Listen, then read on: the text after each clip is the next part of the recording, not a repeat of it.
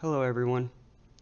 Today we're going to go over Docker containers and how they relate to the current world of IT. So we're going to cover what they are, what their use cases are, and then we're going to do a quick little demo of the Docker lab that you have coming up. So an overview of Docker.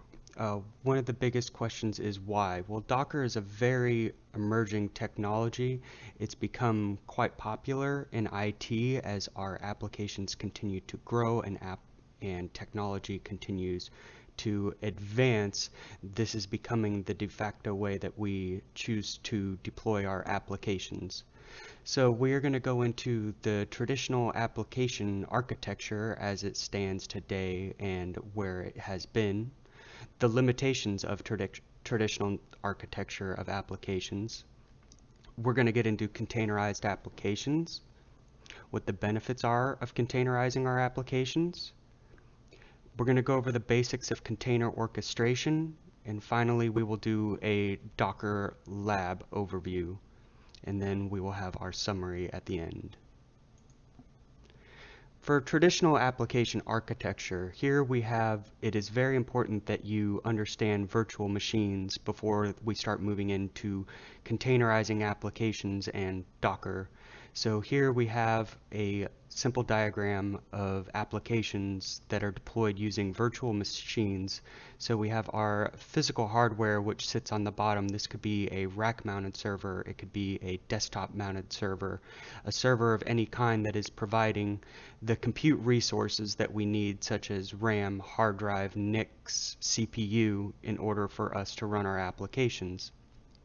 At this point you should have taken VMware, which would cover your virtualization, your hypervisor layer that is installed on top of your rack-mounted server, on top of your physical equipment. And then on top of VMware, we start deploying guest operating systems as virtual machines. This is the entire guest operating system with all libraries and binaries included, and then we install our application on top of that, or in the case of the Red Hat box, we have a database that sits on top. So we have all these layers that we have to go through in order to deploy our application.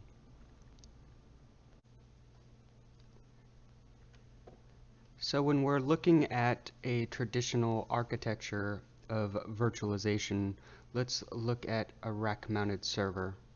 Forgive my drawing.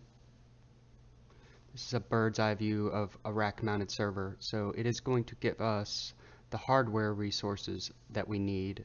So it is going to have NICs.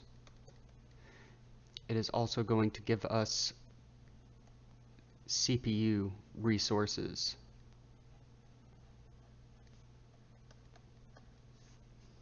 It's going to give us RAM.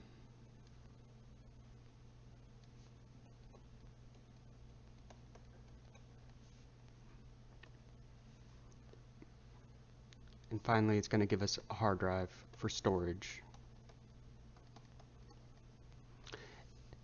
Now, if we look at this from a front view and we start to layer everything, we have our physical server right here, which is a rack-mounted server, and then we have to install a hypervisor on top of it. A type 1 hypervisor goes directly on top of the physical hardware. A type 2 hypervisor would be something that you install on the operating system. So an example of that would be like Workstation Pro or VirtualBox. Here we are going to just assume that this is VMware, since you should have had that class, and it sits on top of the physical hardware. And then on top of that, we have to start installing our guest OS. If you've ever downloaded an ISO image before, or installed a guest OS on top of a hypervisor, you would know you're installing a full version of that OS, and they can get to be gigabytes in size. They can get to be very big, and they're going to contain all the libraries and binaries needed to run that operating system and then the virtualization layer is providing the physical resources such as the hard drive, the CPU, the RAM, the NICs, virtually to the guest operating system, so the guest operating system sees them as actual attached hardware. And then you have all the libraries and binaries that make the guest operating system work, and you install your application on top of that. This could be something that you get from a vendor. It could be custom built. Either way, it still has to sit on all of this, and then we get more guest OSs, more binaries, and more apps.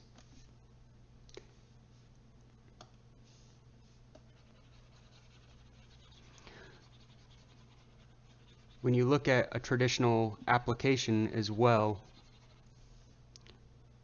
if we were to think of it as files, which they essentially are, all this code, they were big, they were bulky. Even in an object-oriented programming language where the code may call another piece of code to do something, and that's all that piece of code's job is to perform that one function that it was designed for.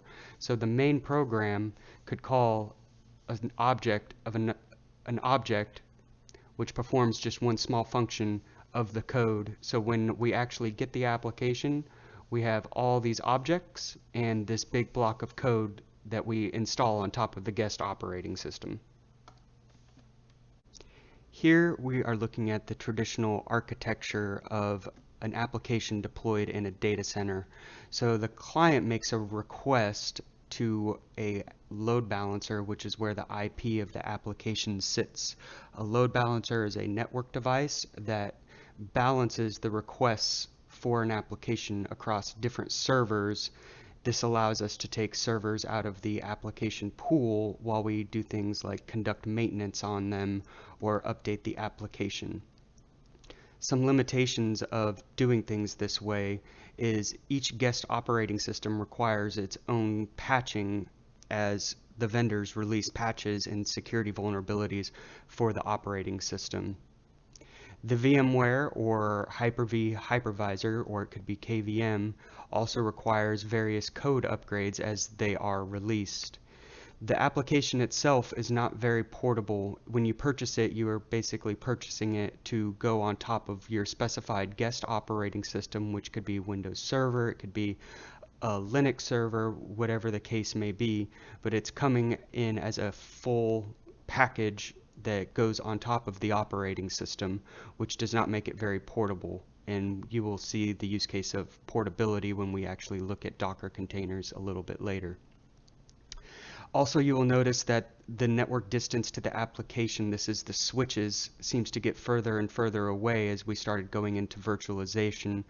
And then depending on the architecture, if you are actually looking at virtual switches that span across multiple physical servers in your data center, the network's role is starting to move further and further away from the application, which is not good because this means that requests take more time to actually get to the application or communicate with things such as the database, since it needs to go all the way back to the physical network. Application upgrades.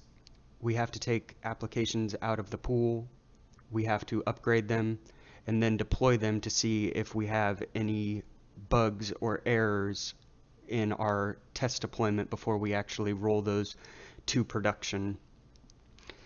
Also, it has scalability limitations. If you look at this from a cloud perspective, as in you were deploying this entire thing to a cloud, you continuously have to deploy more virtualization, more hardware, more guest operating systems, and install the application on top of those guest operating systems as the application gets used by more people and your user base grows.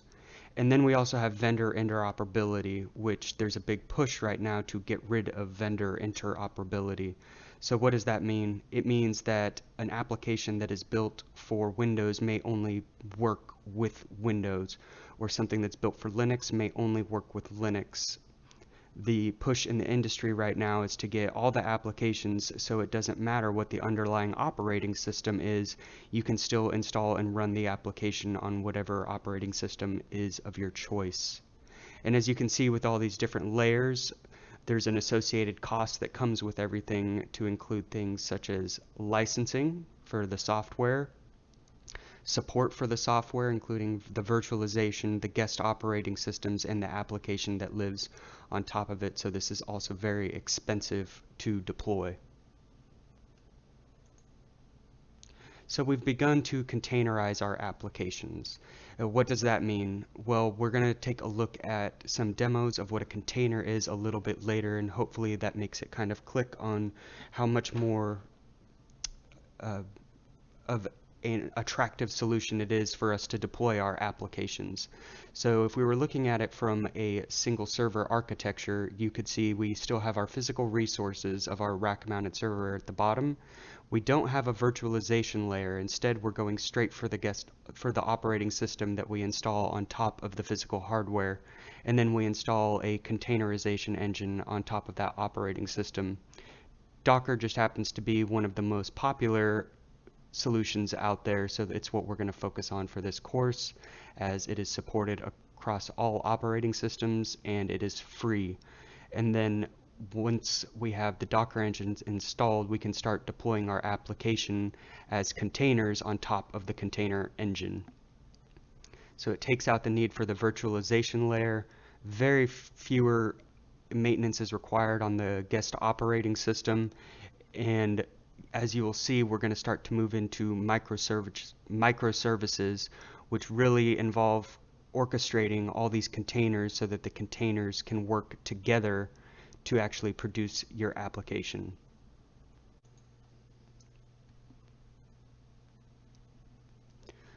When it comes to containers, we still have our physical rack-mounted server with all of our physical resources on it.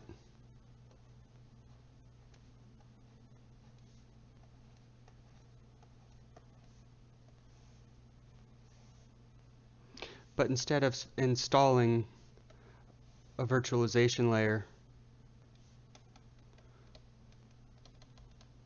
we are just going to install the guest OS on top of it, and then we're going to install a container engine. In our case, it's going to be Docker. And from there,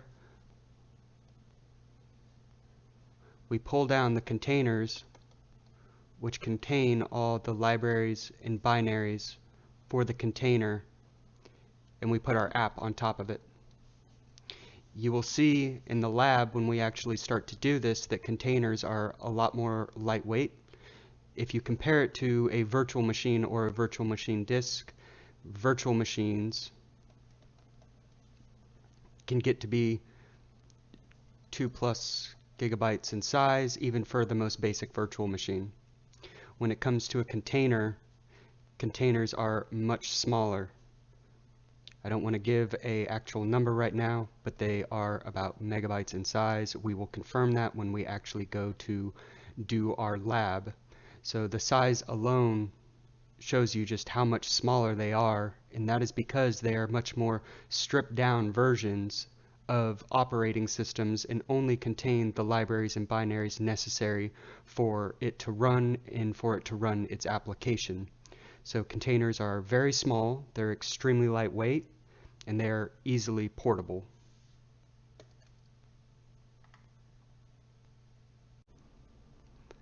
So some of the container benefits: they are very lightweight, as you will see in our demo. They typically containers communicate through APIs, which make them vendor neutral, because APIs don't care what the underlying operating system is. All they care about is getting information from one place to the other. Also, deploying these comes with a much quicker time to market, because when we break the application up into little bits and pieces known as microservices, it is easier to work on a small chunk of code than working on the entire thing as one giant block of code. It also makes application updates uh, more streamlined, as you will see in your lab when you go to update an application, because you would just need to update the container for that application in whatever portion it is that you chose to update. Containers, through the use of orchestration, are also a lot more scalable, and you will see more demonstrations of this when you do your Kubernetes lab. Containers also allow for better automation. We can still automate the deployment of things like networks and firewall rules and virtual servers to our virtualization using tools such as Ansible. But when we start to containerize things, the automation aspect of it really starts to come together, and you can see its benefit as you add in things like a software-defined networking controller, which can create dynamic rules for things like routes, ACLs, firewall rules, quality of service through an automated way when these containers are being deployed, and it takes the time to market to set up a traditional application from months down to minutes or even seconds. And then the cost is significantly lower for containers, as containers are free and all you need to do is put your code on top of the container.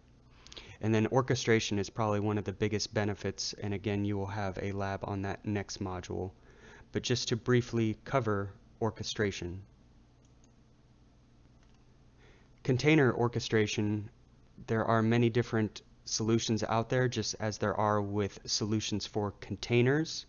The most popular one on the market today is Kubernetes, which I believe it was invented by Google and is owned by Google, but it is also free. So we will be taking a look at some Kubernetes labs in the next module. It is not important to know how to set up Kubernetes and how to install it. That is one of the biggest things about Kubernetes, but it gets very complicated, so it's best just to actually start working with the tool to become familiar with it. When we do those labs, you will see that it makes containers self-healing. Now, what does that mean? When you're orchestrating something, it means that you are controlling thousands, maybe millions of containers through a single pane of glass, if you will, or a single tool. And what Kubernetes allows us to do is, if a container happens to go through a process and it encounters an error and that container locks up and is no longer usable, Kubernetes will automatically detect that error, delete the container, and then it will discover that it is down a container in that cluster, and it will deploy the container automatically, which makes it much more easily scalable and automated. It also provides us a much quicker time to market, as our updates are streamlined, and so are the continuous integration, continuous delivery of the application is all automated, meaning that there are automated tests being performed on the application before they actually roll it out to an end user base and actual people.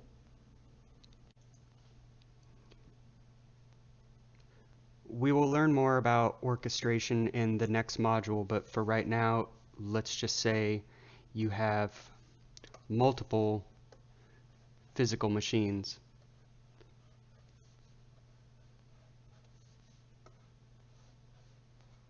In your data center, so each one of these would represent a rack-mounted server, and they are all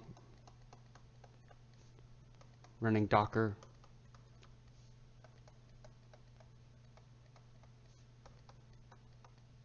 engines on top of them. What an orchestration allows you to do, such as Kubernetes,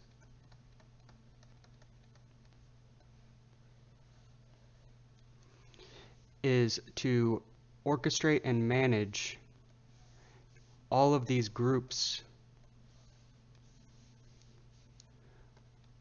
of containers that are all working together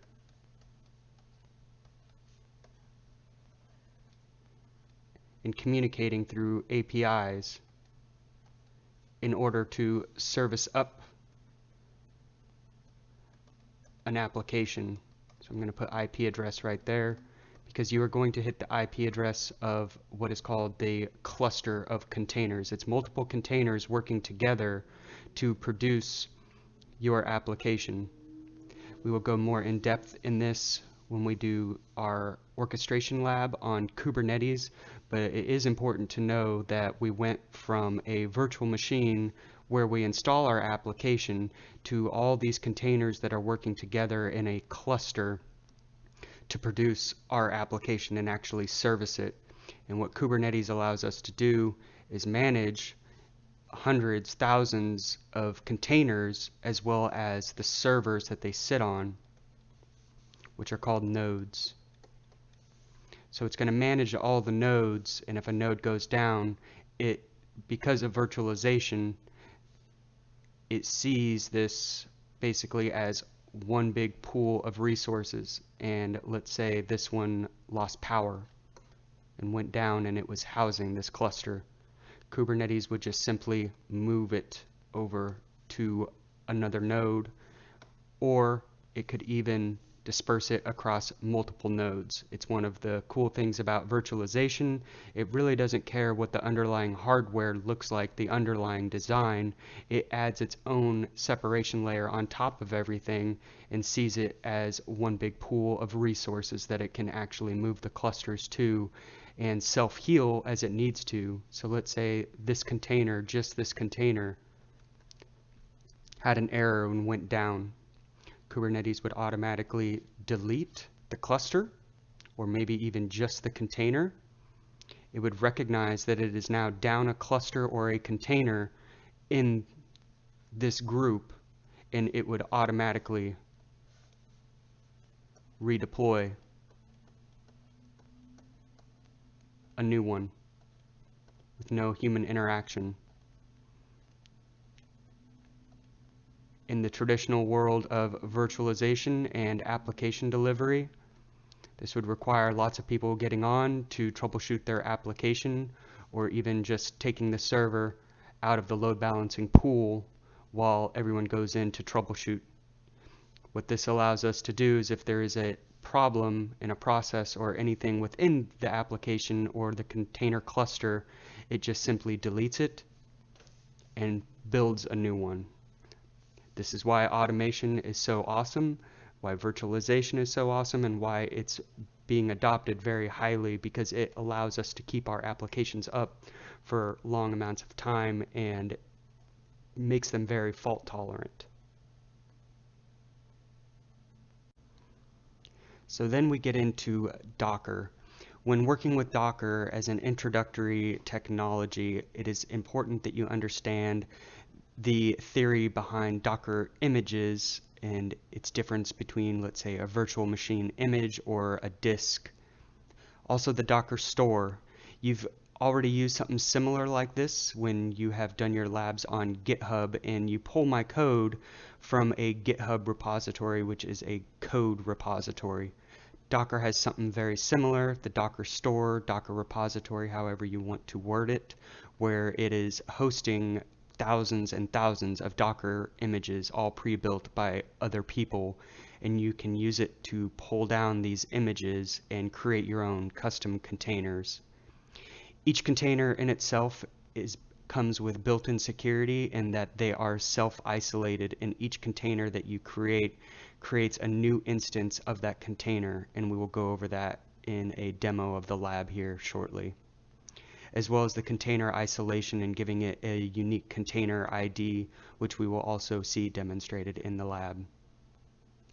It is important that you understand that there are three types of containers: a single task container, which runs just something such as a single script, an interactive container where you can actually drop yourself into a Linux shell on the container and run Linux commands, or there's Windows containers where you can drop yourself into the Linux container. One of the most common use cases for containers is a background service. A good example of this would be a web application or a website where you don't need to interact with the container interactively, and it's not just running a task. The container needs to stay up so that it continues to serve out these web pages to the end user base.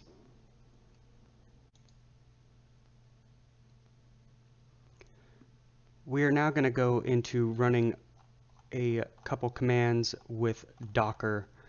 and I'll be going over to demo a few things that you will be actually doing in your lab.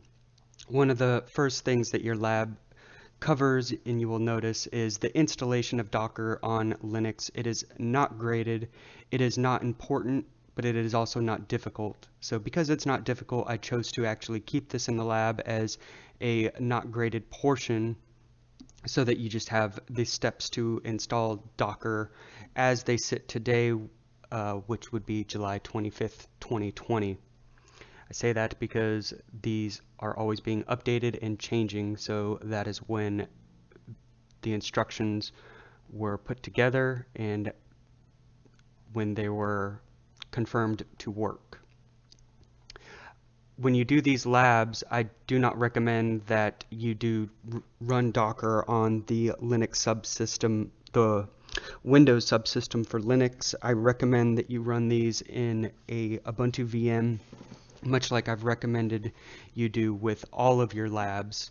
You have a free license for VMware Workstation Pro, which is a Type 2 hypervisor that sits on top of your operating system and allows you to run virtual machines on that Type 2 hypervisor. They are great for practice. That is a $200 value you get for free just for being a student at FSCJ. If anyone needs information on how to get those licenses, please don't hesitate to reach out, and I will get you access to the On the Hub site where you can get your free VMware licenses, which are, it is awesome that you have those licenses. So I already have Docker installed on here. So to verify, I'm going to do a Docker version command, and you can see I have Docker installed. One of the most useful things about Docker is using the help command. So I'm going to issue a Docker help, and you can see it gives me all of my options for the different help commands. If you don't like it when it spits everything out like that and it puts you to the bottom, you can always do what's called piping it. So we can do a Docker help, and we're going to pipe it to the command less, which allows us to actually scroll through the output rather than just give it to us all at once. So here it starts at the top of the output, and I just hit spacebar to go through it again, and now it says it's at the end, so I press a Q to quit less. I'm going to see if I have any images installed on here. Before I actually start pulling down images and running things, you should know there's a difference between an image and a container, which we are going to cover in this lab itself. The images are located on the Docker Hub, the Docker Store, whatever you want to call it, which is an image repository, and it is open to the public, much like you've used Git in the previous labs and pulled code from a GitHub repository, which is a code repository on the internet. You pulled down the code using Git commands. Same theory goes when you are pulling Docker images. So the first thing I want to do is verify that I have no images installed by running the images command, or I could do image ls, which is image list. The output is the same. This command is essentially the same, and if you want to see your options with the image command, you come in, enter a help, and I'm going to pipe it to less so that I can read it as it comes, but you can see this is much shorter output. So I'm going to quit that, do my image help command. As I go through these, if I make mistakes, I actually do believe it's very important that mistakes be put into videos and labs. Most people who create lots of tutorials on the internet agree, because it shows you the errors that I make so that you do not make the same error. That is why it is very important that you know the help command, because I do not know all these commands by heart, but if I run into an error, the best way to figure them out is with the help command. So since I have no images, I'm going to now do one command, which is going to pull and run the traditional Hello World image from the Docker Hub. So it is going to pull and run it. As you can see, I have no images installed on my machine at this time. So I'm going to do a Docker run and then the name of the image. If you need to search for an image right now, this is pointed at Docker Hub. If you are in a organization that has their own container repository, you would just need to change the configuration of Docker to point to that repository rather than the default, which is to point it at the Docker store, the Docker hub. But that is outside of the scope of this course. So I'm going to do a search for the Hello World image.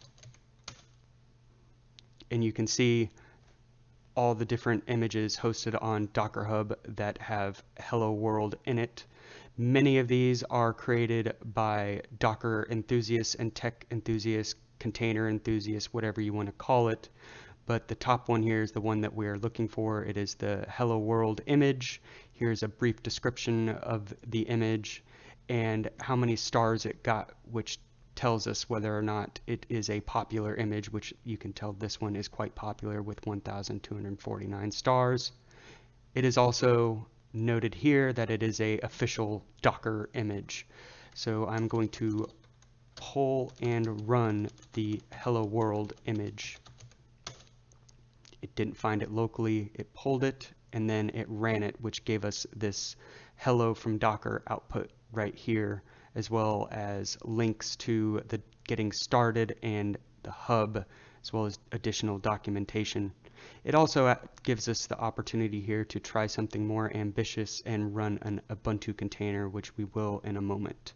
So now I'm going to run my container or my images command again, and you'll see I now have the Hello World image with an image ID. I'm going to delete this image, and to do that I'm going to look at the help screen, and you can see RMI is to remove one or more images. So I'm going to issue the RMI command against my Hello World container, and I am going to specify the force flag just because I know from doing this so many times that I have to force it to delete the image off of my machine. Now if I run my images command again, you can see it is gone.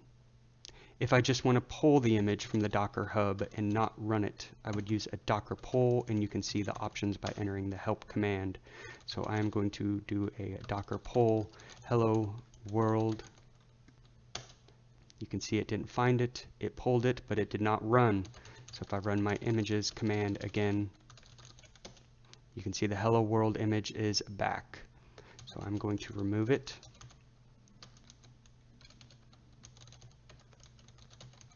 And I'm going to force it to be removed. Enter the images command again. You can see it is in fact gone.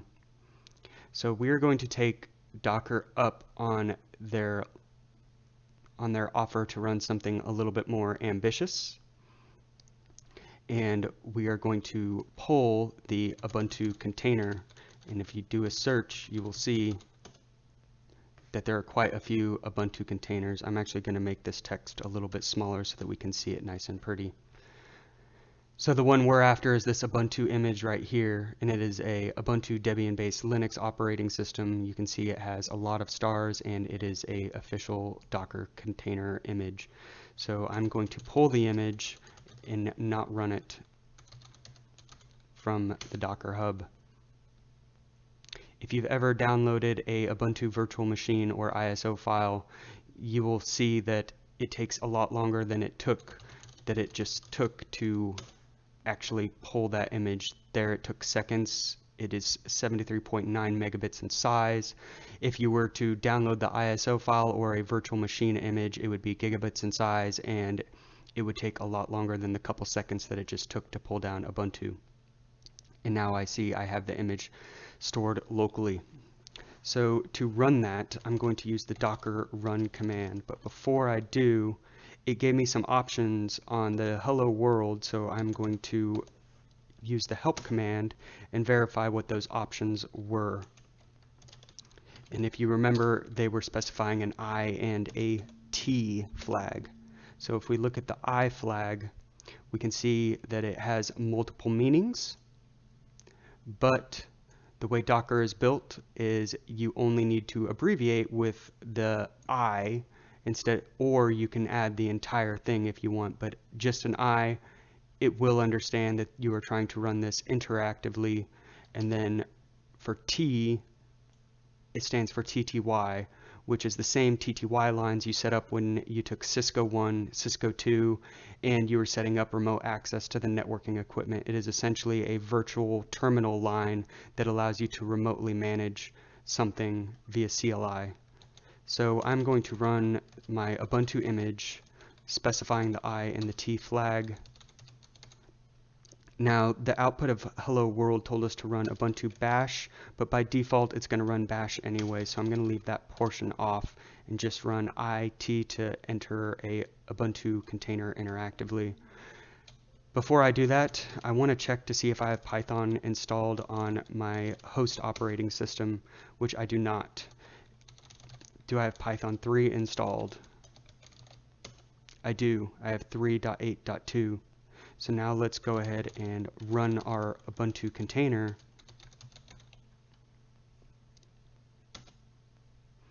You will see that the command prompt has changed from root at, and then this is the container ID. A container ID or a container and an image are two separate things, and we will see those in a second. But one thing I want to check is, do I have Python installed? I do not. Do I have Python 3 installed? I do not. So I'm going to update my packages on the container.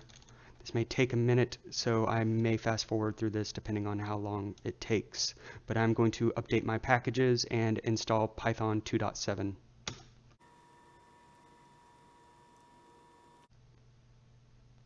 Now that my packages are updated, I'm going to install Python 2.7.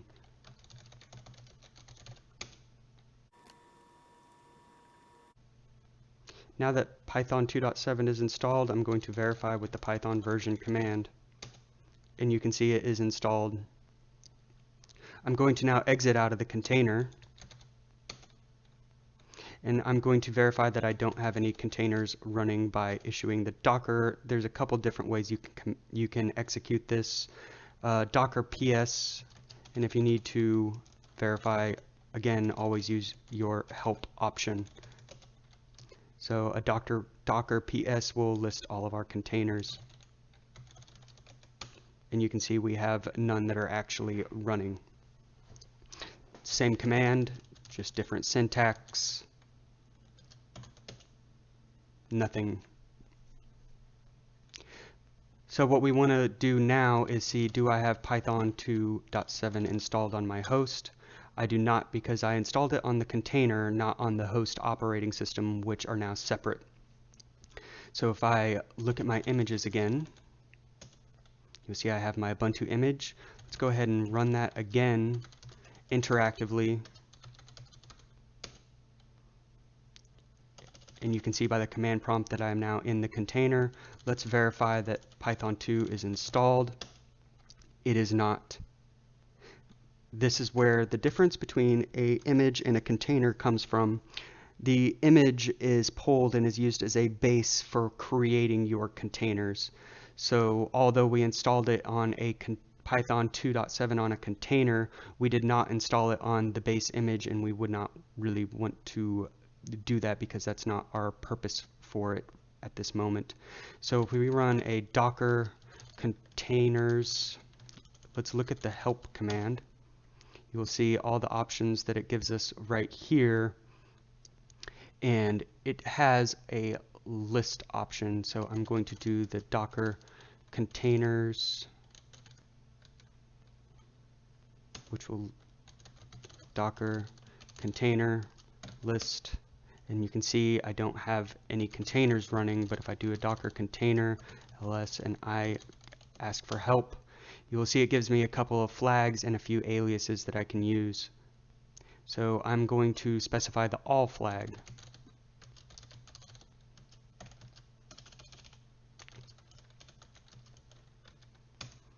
And you can see all the containers that I have created on this machine since pretty much installing Docker, because I have not deleted a lot of my containers off of here. But you can see at the top here, we have some containers that were ran 4 minutes ago and one about a minute ago. And they are both our Ubuntu image, but they have different container IDs. So this is the first one we ran, and this is the second one that we ran. But again, I don't have any containers currently running, so I'm going to run. I'm going to see what my options are for start to start the container, or Docker run, container run, to see my options. So I'm going to a Docker container start. Again, my help options show me that there is an I for interactive. If I list my containers again,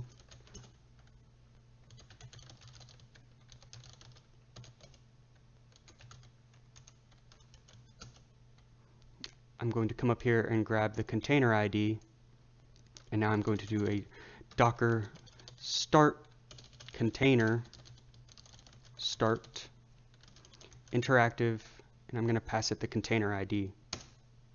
And you can see I am back in the container. Let us verify that Python is still installed. Yes, it is. So now I'm going to exit out of the container. So that just shows you that you use the image to create your containers, and then from there you have isolation with the container ID, which is also covered in your lab because it creates multiple containers every time that you actually run it. In your lab, I'm going to ask you to do a git pull of a repository that I have posted on GitHub. So this is going to be used to create our own custom container. And I'm going to go ahead and pull that repository URL from my GitHub, and I'm going to issue a git clone. I'm going to navigate into the module 5 folder. I'm going to run a git status on the folder, and you can see I'm on my branch master and it is up to date. I'm going to list everything in my current directory, and you can see I've got two other directories, cnjoke and nginx. You will walk through both of these in your lab, but I am just going to focus on the cnjoke portion for now. So I'm going to cd, or change directories, into the cnjoke directory and list its contents. Here you will see a Docker file along with a joke.py file. Now what we're going to use this for is to create our own images, and the image that we are creating, we are going to want it to run our Chuck Norris joke.py script that we created back in lab 2, I believe it was. But in order to do that, it is important that you understand what a Docker file is. When we are creating an image, you can do it manually, which you will do in your lab, but the more common way to do it is to use these Docker files. So if I look at the Docker file, it's got a couple lines essentially of code in here. I will always refer to a Docker file as kind of like a recipe, because that is what it is doing. It is saying from Ubuntu, specifying that we would like to use the Ubuntu as our base image, and then it runs apt-get update inside of the container. apt-get update yes install Python 3. apt-get yes install Python 3 pip. Run pip3 install requests. And then this copy specifying the period, or the dot right there, is saying everything that is in my current directory, I need you to copy to the directory called app on the container. Here for work directory, I am specifying that this is going to be our main directory, this app directory. And then the command that I want to run in our working directory is specifying this and then the joke.py file. If we look at the joke.py file, you will see that I added what's called a shebang at the top, which means that we don't need to specify Python and then the name of the script. It will simply run this, and then this is the path that it is using to point to Python 3. So when this is executed with the proper permissions, of execute, then it will just simply execute the script and return our joke. So in order to actually build this, I am going to run the command docker image, and just for good measure, let's look at the help screen and pass it less. So you can see there's not much in here, but what we do have is build an image from a Docker file. So I'm going to run docker image build, and I'm going to look at my help screen again, and you can see we have more options. The ones that we're going to be looking for, and specifically in your lab, most of these are outside of the scope of this course unless you want to be a Docker guru. But the one that we do need in specifically is this tac-t, which specifies a tag list, and it names the image that we are creating. So we are essentially creating a container, and then we are using that container to make our very own base image that we could publish on the Docker Hub or on a private repository. So I'm going to use the command docker build, docker image build, specifying the T flag, and I'm going to call it joke, and then I'm going to specify it is the first version of our application. Where do I want it to look for the Docker file? I want it to look in the current directory specified with a single dot. So it will know to look in this directory for the Docker file and build the image off the contents of the Docker file. So it is all automated. So let's go ahead and build the first version of our image, making our Docker joke image. And you can see this kicks off the build process, and it lets us know where it's at. Step 1 of 8, pulling the Ubuntu image, which was already installed on my machine. It is now updating the image, and then it is going to install Python 3 pip, as well as requests. And I'm going to fast forward to the end of the Docker file actually building our base image.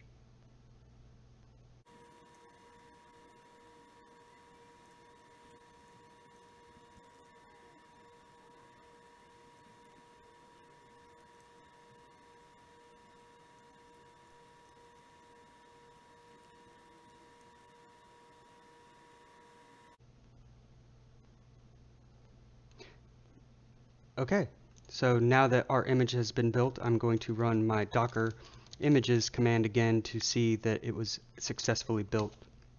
And you can see now we have a joke image tagged for version 1.0 because this is the first version of our joke application.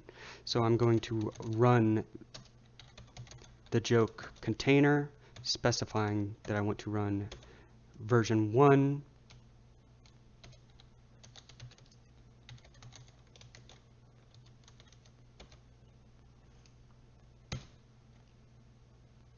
And there you can see it gives us our Chuck Norris joke. Chuck Norris finished World of Warcraft. I don't think that's possible, but it is for Chuck Norris.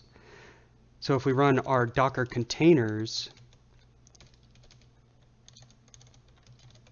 command again, you will see I have no running containers right now because this container simply ran the API call and then exited. But if I do the Docker container list and I specify all, you can see it ran my joke version 1 container. Here's the container ID, and then the command that it ran was simply to execute the Python script, which was able to be done because we added the shebang at the top of the script. If I wanted to remove that container, my help options will show that I have a RM option to remove one or more containers. So I am going to go ahead and list my containers again, all of them, and I'm going to remove. Before I do that, because I don't remove them very often, I'm going to check my options. So docker remove option and then container. So docker remove, and I want to force this, and I'm going to specify my container ID.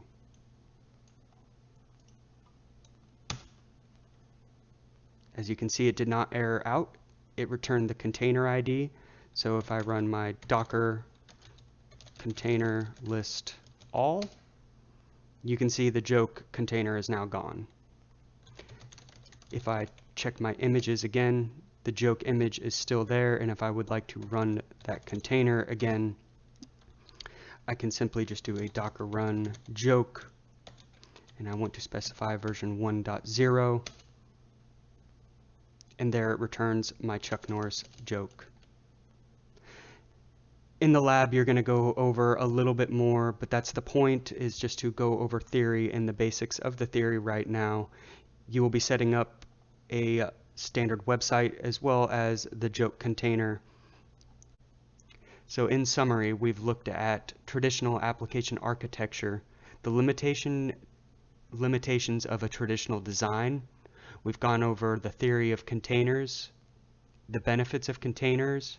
We've briefly covered the orchestration, which we will go more in depth on in the next module. And we've gone over a demo of Docker and some of the commands that you're going to use to actually use the Docker CLI.